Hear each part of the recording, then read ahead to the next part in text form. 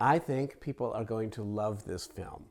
People have been jonesing to see the next musical number, let alone Act Two of this story, for a whole year, myself included, and I know what happens. I was out of my seat with excitement when I finally got to see it a couple of weeks ago. I think that to go into this film without expectations is the way to enjoy it the most. Maybe you've read my book, maybe you've seen the play, maybe you remember Act Two of the play, maybe you listen to the soundtrack of the play every day for the last 22 years. But go in with an open mind, because there are always revelations. Even stories that are the story behind the story have new secrets to reveal.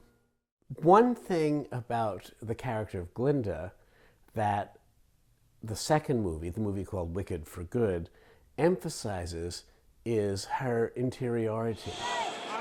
I think in the movie Wicked, Part 1, we see the superficial, the gloss. We see everything that she wants to project.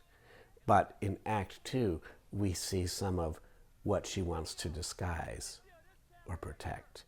And that comes forward more in the movie than it does even on the stage. And I think it's rewarding. You're the only friend I ever had. Because I knew you. And I've had so many friends. Cynthia flew away with the first movie in the most powerhouse and dynamic and soul-stirring manner. I think what Ari does in the second movie is equally as compelling, but perhaps more surprising because of how she was portrayed in the first movie. I think people are going to be dazzled by her performance. People expect Cynthia's performance, but Ari will delight and surprise.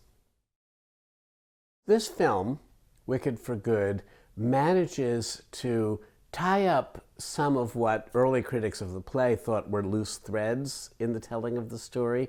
It makes sense. Wicked, the play, is 2 hours and 40 minutes, and there's a lot of plot. It is not just music dense, it is plot dense. It's a real story. It's not just a couple of characters on which to hang a lot of pretty songs. It's a real story with cause and effect, just like a novel. And what Wicked Part 2, Wicked for Good, does is thicken up the consequences of what Wicked Part 1 provided. So we really get to see the fruits or the crises, the results of decisions made in Part 1. People who love the Broadway musical will not be unhappy with Wicked for Good, but they will get added value. They'll get extra content. There'll be 20% more cereal in the box because the second film, the iteration of Act Two on film, manages to answer some of the plot questions that were left unanswered in the play because the play had to end by 2 hours and 40 minutes. And so there were a few things that were left out. I know, for instance, there's a scene that was part of the original script that was to be one final 45-second scene at the very end of the play, after they all sang Wicked, and the curtain was about to come down. There was going to be one little, like a PS, like a little coda. They couldn't do that because the extra 45 seconds on Broadway, would run everybody overtime. Wicked, the novel, is now 30 years old this year, and Wicked for Good, the film, manages to go back to the source, dip its ladle back in the original material of my novel, and bring it up and examine it again. My novel is a darker story than the story of the Broadway play, and Wicked for Good, while just as rewarding as the play, I think, just as challenging, also speaks to the conflicts in our own times right now. And so it has a subtly different aroma, different character. And I think it gets that from the novel, and therefore I think it lands great. It is giving people courage in this difficult time. Wicked, the film, is, and Wicked, the second film, straighten one's spine. They give us the ability to hope for something better. And they give us the iconic actresses who say, yes, you can do it, no matter what it is that you're up against. You can do it.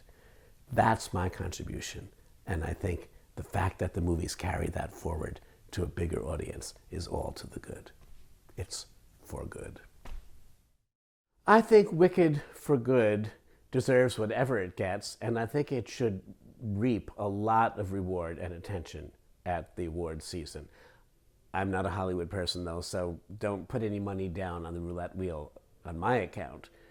Nonetheless, I think it will be a real problem for people who nominate people to go up for the big awards in Hollywood, because last year, Cynthia was nominated for Best Actress and Ari for Best Supporting Actress. I don't know how they could not nominate both of them for Best Actress this year, because their contributions are equal. No, I wasn't offered one. I probably would have accepted if somebody said, would you like to stand on the edge of this scene? But they didn't ask me, and I'm far too polite to have put myself forward.